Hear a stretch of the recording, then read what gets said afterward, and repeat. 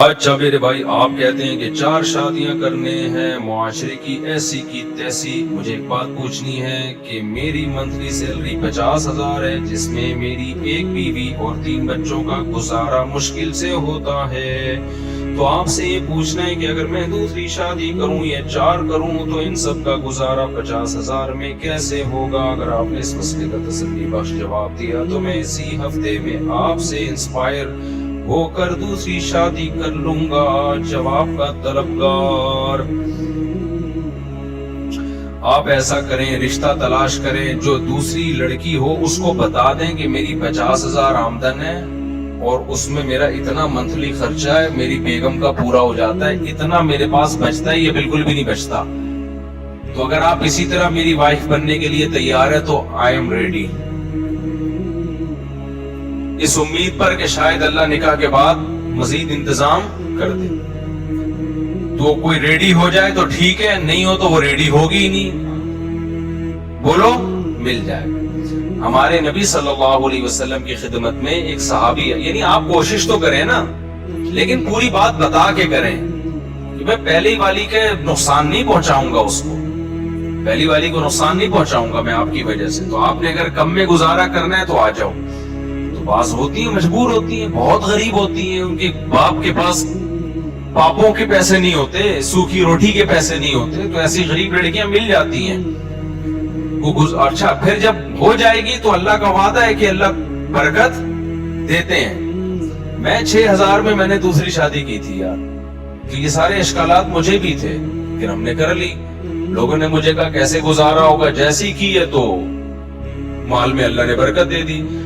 پھر مجھے یاد ہے جب میرے تیسرے بچے کی ولادت ہونے والی تھی نا، تیسرے بچے کی، تو میرے پاس ڈیلیوری کے پیسے بھی نہیں تھے، ہاسپٹل کے پیسے بھی نہیں تھے. مجھے وہ دن یاد ہے اچھی طرح. اب چونکہ انہوں نے سوال پوچھ رہے ہیں تو اس لیے بتا رہا ہوں. تو مجھے میرے ایک دوست نے کہا کہ اچھا، انہوں نے کہا کہ مفتی صاحب آپ کے یہاں بچے کی ولادت ہو رہی ہے، گھر والے ہسپتال میں، تو آپ کی غربت دیکھو یار، اپنی حیثیت دیکھو، اور بچے دوا کے پیدا ہوئے جا رہے. تو میں نے اس سے کہا رزق دینے والا کون ہے؟ مجھے وہ اسی مسجد کی بات ہے، یہی بیٹھا ہوا تھا. میں نے کہا یار یہ تو اللہ نے وعدہ کیا ہے، انتظام کرے گا اللہ تعالیٰ. تو اب یہ تو نہیں کہ ہم پیسہ دے کے اگر بچے شروع کر دو گے نا، پھر تو کروڑوں روپے والے بھی 2 بچوں سے زیادہ نہیں ہوتے ان کے، وہ 2 بھی بڑی ویسے ہی ہو گئے ہوتے ہیں ان کے. تو اس میں تو خالصتاً اللہ پہ توکل کرنا ہے. اب میں ویسے آپ کو ایک بات بتا رہا ہوں. ہوا یہ کہ ان دنوں میں نا میرے کزن نے رمضان میں مجھ سے عربی گرامر پڑھنا شروع کی. میرے کزن ہیں، بڑے ہیں، بھائیوں کی طرح ہیں، امریکہ میں ہوتے ہیں.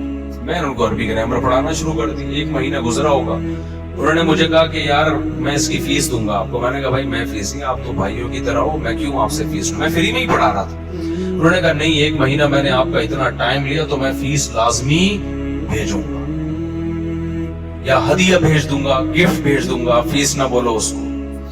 جو خاندانی آدمی ہوتا ہے نا وہ پوچھ کے نہیں کہتا کہ میں بھیجوں کہ نہیں بھیجوں. تو وہ چونکہ خاندانی ہے تو انہوں نے کیا کیا، اکاؤنٹ میں ٹرانسفر. اچھا اس وقت میرا بینک اکاؤنٹ بھی نہیں تھا، تو وہ اپنی والدہ کے ہاں ادھر کراچی میں ہی اکاؤنٹ میں پیسے ٹرانسفر کر دیے کہ میں نے ٹرانسفر کر دی، آپ جا کے لے لینا وہاں سے. تو میں نے کہا کر ہی دیے تو پھر لے لیتا ہوں میں جا کے. اللہ کی قدرت کے جب ہاسپٹل میں نے جانا تھا بل پے کرنے کے لیے، گھر والے تو گھر آ گئے تھے، بل جمع ہو گیا تھا، میں نے کہا تھا میں دے دوں گا. تو میں جب گیا ہوں نا ان کے گھر، تو جو پیسے انہوں نے مجھے دیے، جب میں ہاسپٹل میں گیا بالکل وہی بل بنا ہوا تھا ہاسپٹل میں. وہ میں نے وہاں جا کے جمع کیے اور میں گھر آ کے میں نے اس دوست کو کہا، میں نے کہا یار یہ سیٹ اپ ہو گیا ہے، اللہ کے فضل سے آئی بات سامنے ہو گیا سیٹ اپ. تو ہمارے ساتھ تو اللہ کا اسی طرح معاملہ ہے. ہم جیسے نالائقوں کے ساتھ جب ایسا معاملہ ہے تو جو توکل والے لوگ ہیں ان کے ساتھ تو پتہ نہیں کیا ہوتا ہوگا.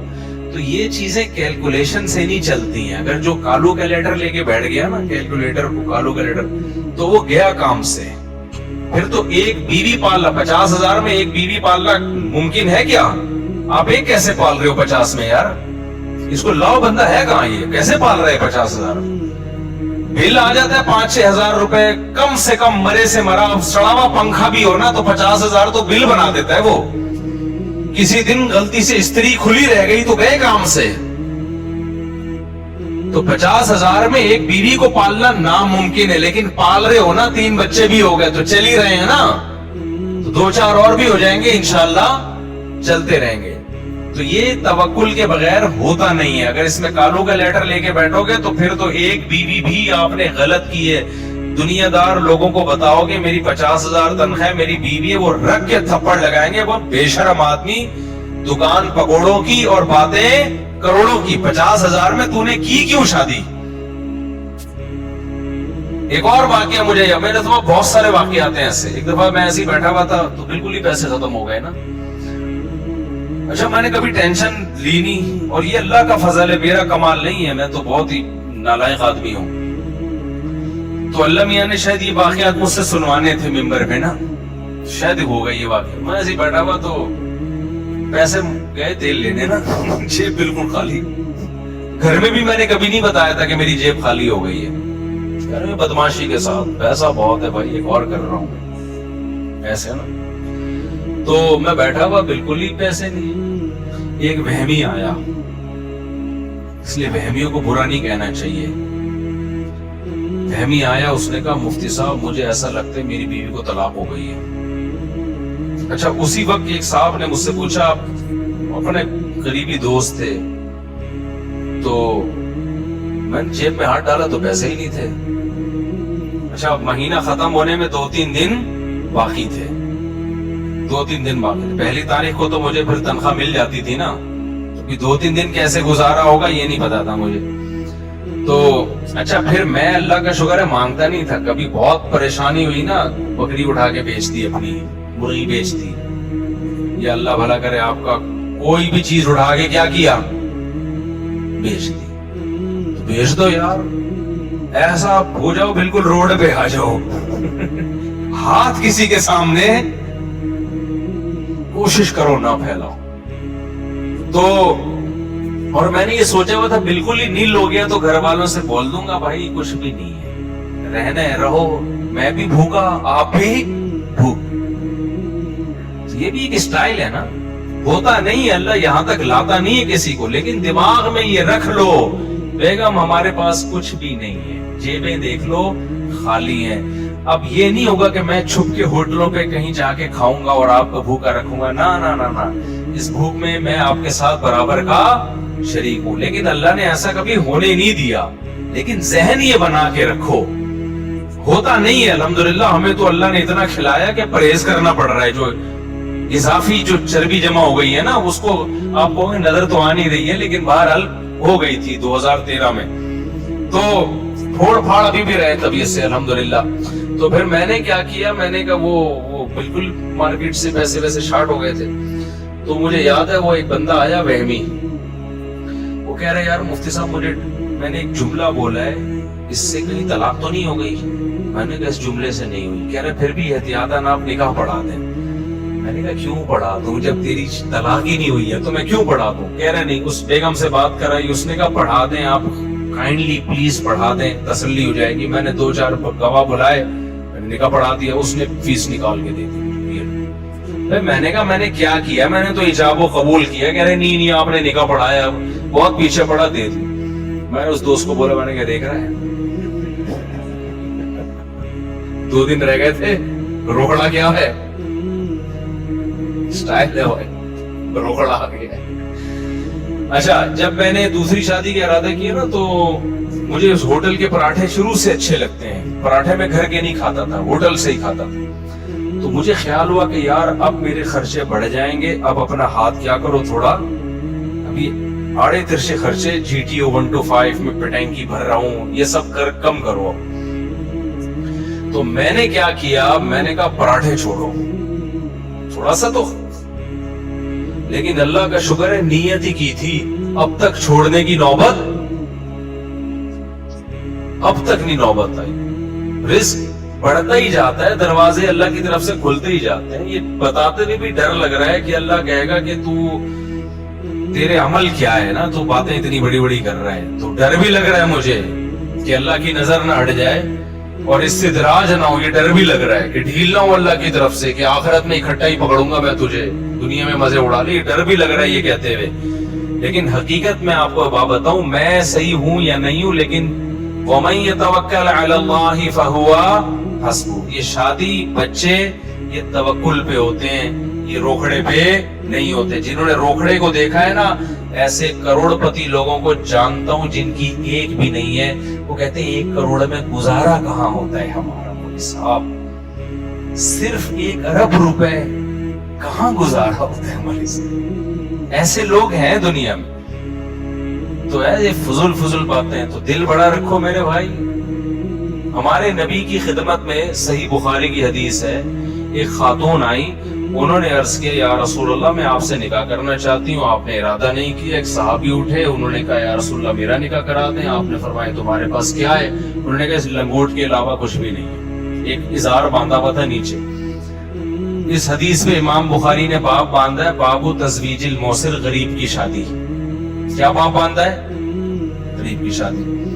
تو ان خاتون کو اعتراض ہونا چاہیے نا, اتنے غریب سے میں نہیں کر رہی. ان خاتون کو اعتراض نہیں تھا. اس سے پتہ چلتا ہے بعض دفعہ انتہائی غریب کو بھی اپنے سے بھی کوئی غریب مل جاتی ہے. خاتون انکار کر سکتی ہیں, بھئی میں نے اتنی غریب سے نہیں کرنی, لیکن بعض دفعہ آپ کی 50,000 میں ایسی مل سکتی ہے آپ کو جو بہت تھوڑے پہ کیا ہو, راضی ہو جائے. آپ تلاش کریں گے, لیکن مائنڈ بہت اونچے ہیں نا لوگوں کے. غریب سے کرنی نہیں ہے, مالدار سے کر کے پھنس جاتے ہیں. کہتے ہیں مفتی صاحب نے تو کہا تھا 50,000 میں گزارا ہوتا ہے, میں نے ڈیفنس سے کر لی ہے. اب یہ 50,000 کے, اس کے تو گٹکے کا خرچہ 50,000 کا ہے.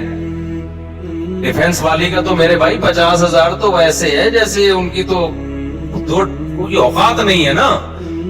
تو سوال پیدا ہوتا ہے جب تیری اوقات نہیں تھی, تو نے اتنا بڑا ہاتھ ڈالا کیوں؟ اتنی اونچی جگہ تو نے ہاتھ کیوں ڈالا؟ تو یہ اللہ پہ توکل نہیں, یہ بے وقوفی ہے. تو آپ اپنی اوقات دیکھ کر پاؤں پھیلاؤ.